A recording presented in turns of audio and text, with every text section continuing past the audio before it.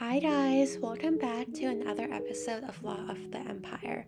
I'm your host, Reina, and today's episode is super exciting because I got a chance to sit down with Matthew David Hamilton. He's currently the managing director of the Georgetown University Initiative on Artificial Intelligence and Democratic Citizenship, and we had a great conversation about self determination and the way self determination has been used historically, and how we can use self determination today to create a more fair and just international order.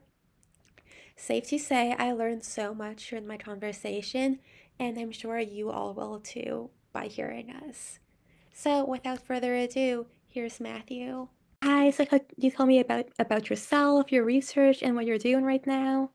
Absolutely. My name is Matthew David Hamilton. I'm currently the managing director of the Georgetown University Initiative on Artificial Intelligence and Democratic Citizenship, which we call AIDC for short.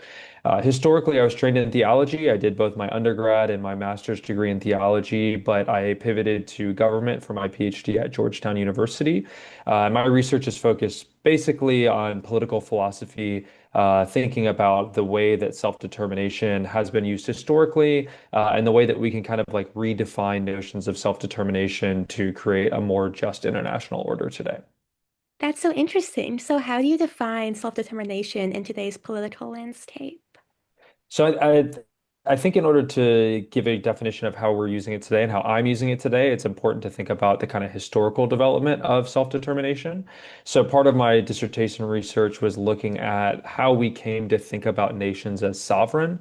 So if you go back 500 years, you have people talking about nations as, cultural, linguistic groups and whatnot, but they didn't necessarily associate that with sovereignty. You had kings, kingdoms, and other kinds of rulers that were governing multiple different nations.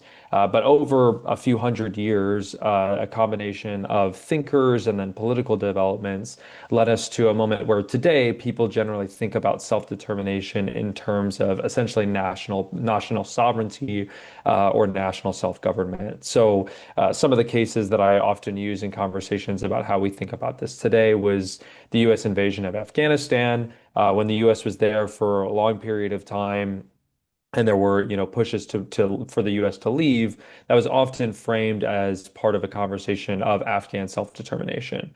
There's a similar issue in Ukraine today where Russia is invading Ukraine, and the kind of conversations that we have about that are usually about Ukrainian self-determination and their ability to, again, this kind of national identity to be able to govern itself.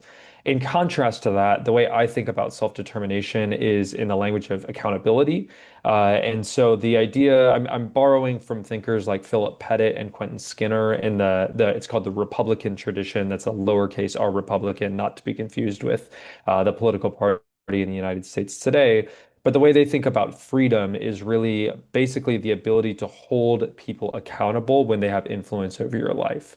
And so my move is trying to help us rethink self-determination in terms of accountability. So if we were to again use the case of Afghanistan, the argument that I would make is that the main issue with the US's involvement in Afghanistan was that the people there were not able to hold US actors accountable for their influence. But once you make that move, that expands the paradigm of self-determination to think not just about national governments or sovereign states, but to think about multinational corporations, like technology companies, as well as intergovernmental organizations like the UN that are in many ways shielded from the kinds of accountability mechanisms that we have, at least in some states today. Wow, so basically, it's kind of like how most people think of self-determination as determining that this is my state, and instead, it's more like the ability of people to hold the government or corporations or other nations accountable for the impact they have on the people's lives, which is really interesting. Exactly right. So to use the Ukraine example again, just briefly, and this gets a little bit complicated because Ukrainian sovereignty is obviously under threat with the Russian invasion. But if you think about Ukraine as a sovereign state, in their war, their fight against Russia, they were reliant upon Starlink's satellite internet. But Elon Musk suspended the use of that for planning a counteroffensive. And in that moment, Elon Musk and Starlink have significant influence over the kinds of political decisions that the Ukrainian people can make. But there's not really any way for them to hold, there's not any way for Ukrainians to hold Starlink or Elon Musk accountable for that influence. So even if they have, again, kind of like bracketing the issue of Russia for the second, even if they have independent statehood and a kind of a state that seems to be self-determining in one sense, that ability to hold influential actors accountable is not completely realized simply by having an independent state. And a number of post-colonial states, this was a big issue for them as well, where they were able to secure technical or like sovereign independence in the wake of decolonization.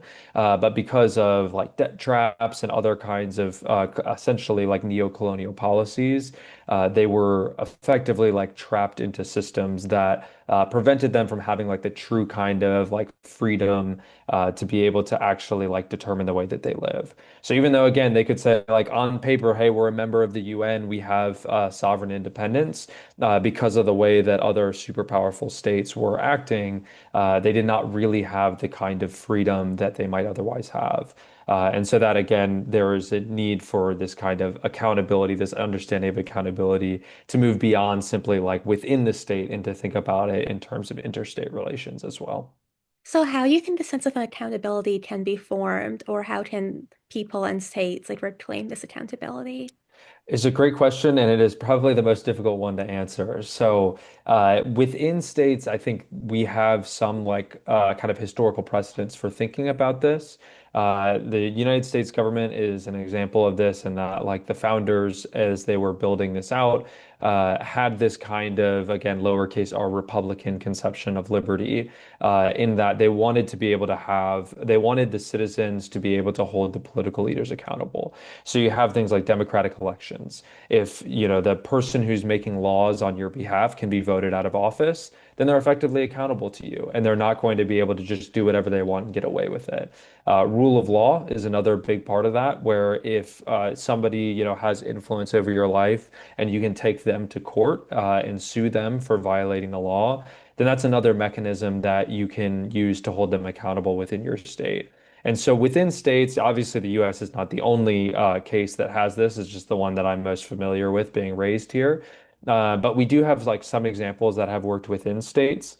The difficulty is really translating that to an international context. So especially rule of law is like a major challenge in the international system today because the UN doesn't really have like binding authority. They don't have the real ability to coerce people or to be able to force them into obedience or to agree to the kinds of laws that they have like formally said that they will agree to. And then similarly, like elections, you have, state representatives who are placed into the UN or different intergovernmental bodies, but there isn't any kind of like direct accountability there. So the thorny, most difficult problem is that right now people don't think in those terms.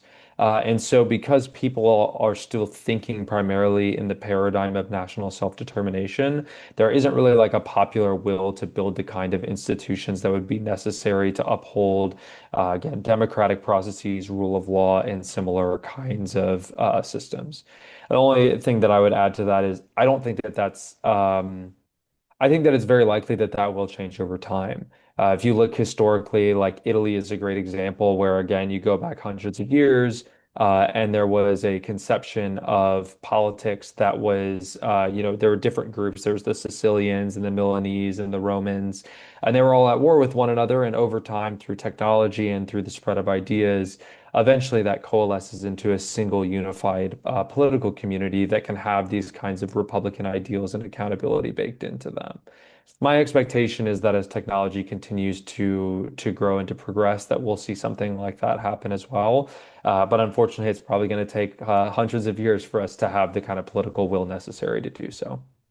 You kind of touched on this, but how do states that aren't democratic, can they have accountability too, or is it only for democratic states right now? So I see democracy as a means rather than an end, and I do think there are ways to have accountability that it does not necessarily require democracy. I think democracy is one of the like better or one of the best means of achieving that. But I certainly wouldn't say it's the only way of doing so. There's definitely many states that have, very strong rule of law, and so in that sense, like the rule of law without, oh, sorry, to be clear, they have strong rule of law without having democracy. And so in those cases, like you would have at least some degree of accountability. My main concern with that would be essentially that oftentimes in cases, and obviously the US is a great example of this too, that if you have rule of law without broad democratic systems, it often ends up being rule of law for the few or for a segment or a portion of the society rather than for all. And again, the US is a great case where I mentioned, the founders having this lowercase r Republican conception of liberty and accountability in the construction of the US. That obviously was not for all people in the United States at that time. And it's been a process of progressively expanding that so that more and more people are able to hold their rulers accountable for the power that they have. So I don't think that it is necessary. I don't think that democracy is necessarily like technically a requirement. I think that you could definitely have forms of accountability outside of democracy. But at the same time, I think that, humans are kind of wicked and we love power. And so the tragic reality is that without democratic incentives, it's unlikely that everyone in a political community would have the access to accountability that you see in broadly democratic societies. Do you think the few can maybe exploit the accountability to benefit themselves? Absolutely. And this is definitely one of the challenges, we even see in democracies in the West today, that people can there's a term forum shopping, that essentially, you can go around hunting for the best deal, who's going to hold you least accountable. We see that with corporations with different states in the United States today where, you can lobby for essentially like tax breaks and whatnot because well, hey, if the state of New York is not going to give you the tax break, you can go to Virginia, and Virginia might give you the tax break. And so there is definitely a way in which elites and other actors use like differing levels of accountability to pursue their own interests. We see that in the international sphere as well, where states, or rather corporations, and elites more broadly use different like tax loopholes and tax codes and offshore companies and things like that in order to circumvent kinds of accountability mechanisms that are involved. So it is absolutely a problem. I don't know that I have certainly not a great solution to remedy all of it. But I do believe that the kind of broader Republican tradition has these kinds of insights that allow us to mitigate or minimize the kinds of like corruption and influence to the best of our abilities. Okay, so how do debates around sovereignty and autonomy change in an increasing digital and AI-driven world? So this is another great question, and this is really, I would say, part of the heart of the latter parts of my dissertation was trying to make the argument that even in the past 40 years, technology has sufficiently changed the equation that the kind of national conception of self-determination is no longer really adequate. So, for example, even again, the 1980s, 1990s, you have scholars talking about the importance of national self-determination because you can't communicate with people who speak a different language than you do. And as we know now, like that's just not true. Google Translate works exceptionally well, and with AI translation, there hasn't been, I would say, the kind of widespread adoption that would be necessary to very easily communicate across language. But with AI technologies, it is increasingly easy to communicate with people in different languages. Similarly, with just like technology in terms of travel, in terms of social media, people are building relationships with people that live in different countries that live all around the world. You have more and more college students who do study abroad trips at some point or another and build relationships with people in a different part of the world. And so, if you again think about self-determination under this conception of influence, the way that people are influenced is now more global and less national than it was even 40 years ago. You stack on top of that the global influence of these multinational technology companies, and it becomes just like a massive, massive, massive issue. I mentioned Starlink's influence in Ukraine. Again, Ukraine has no real means of holding Starlink accountable because Starlink is a American multinational corporation. A similar issue there's been that has played out with TikTok in the United States, where lawmakers are concerned that since TikTok is not an American company, that if there were to be some kind of interference with the algorithm to promote anti-American sentiment, that would pose a significant issue for American national security. And while the U.S. was like, hey, well, we'll force the sale to an American company, they certainly wouldn't want every other country pursuing the same policy with Meta and Google and all these other companies. So the US might have sufficient power to make ByteDance and TikTok do that in the States. They would probably be really, really scared if other countries started to pursue the same policies with American technology companies. So that to me again illustrates the way that it's a bit of a cliche that the world is more interconnected than ever. And the technology is just increasingly changing the game on that front. So, what do you think, in your view, is the biggest threat AI poses to democratic processes today? This is another major challenge. And the first thing I would say is I think we need to be kind of like radically agnostic about what AI is going to do over the next 5 to 10 years. It's already, I think, been pretty unpredictable in just the kinds of capabilities it's going to develop and how quickly it will. So I am very reticent to offer any like definitive predictions on where things will go. To me, the things that we're seeing right now that are probably the most pressing issues is simply with like trust and knowing like, hey, are the things that I'm seeing online true? And I guess maybe there are two components to that. There's one that's the kind of generative AI that is maybe dominating the conversation today in terms of, hey, is the video that I'm seeing like, is that real? Or, is this statement from an official, is it real? But alternatively, like the other one that I think is maybe less discussed, but is probably as significant, is algorithms and just the kinds of content that algorithms are promoting, whether those accounts that are being promoted are real, whether they are, orchestrated by whether they're like malicious agents, whether that's, federal or sorry, foreign like people outside the United States, or whether that's malicious actors within the United States that are trying to promote a specific ideology or agenda, and the way that they can prop up thousands of accounts through different bots and promote, different kinds of ideologies or philosophies. So to me, the kind of like algorithmic concern and the way that that can, I think, polarize different political communities is as significant a concern as the ones that I think are maybe the more popular concerns around generative AI right now. Okay. So, can AI also strengthen democracy? I certainly hope so. And I know that there are some people that are very confident in it. Helen Landemore is a professor at Yale. And then there's the Stanford Deliberative Democracy Institute that does some work on this. They are really committed to this idea of democracy as deliberation. Basically, that in order to like really have a functioning democracy, it's not just about showing up to the polls and voting, but that the people have some say in talking to one another and talking to experts and actually kind of defining the terms of the legislation that is being passed themselves or the legislation that's being recommended themselves.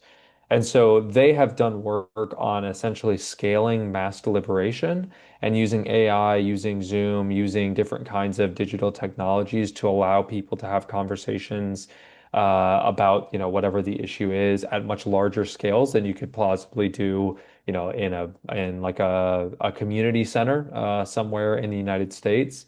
And so their vision is basically like, hey, we've kind of figured out how to make society more democratic through technology. And I'm somewhat skeptical that it's as easy as it seems to be according to their research, but At the same time, I want to be optimistic that AI can bring as much benefit as much as it provides threats as well.